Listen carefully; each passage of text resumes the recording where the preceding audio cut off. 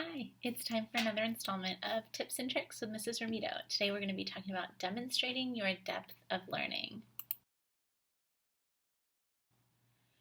So demonstrating your depth of learning, why would you do this? Well, we are in an asynchronous learning environment. So your teacher is not able to ask you formative questions in a traditional classroom setting. So like when your teacher is teaching you the material, they typically ask questions to make sure that you're understanding it as you go. We don't have that opportunity here. So this is why it's really important for you to show that depth of learning in your assignment submissions.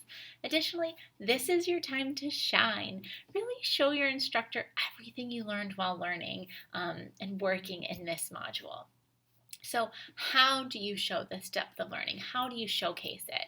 So be sure you include all the knowledge you learned in the module.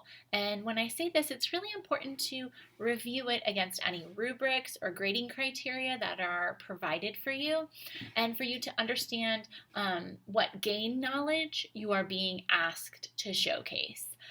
So it's important, therefore, to include all pertinent details, but you don't want to be exhaustive. You don't want to just retell everything you've learned without answering the specific questions.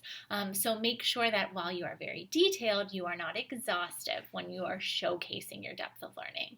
And now for human anatomy and physiology, what will that look like? Often that will include you naming the specific anatomical structures, which is the form, and then including their physiological processes, which is the functions. And I have another video on that called Anatomy and Physiology if you want to go back and review that. So again, make sure you are showcasing and demonstrating your depth of knowledge when you submit your assignments.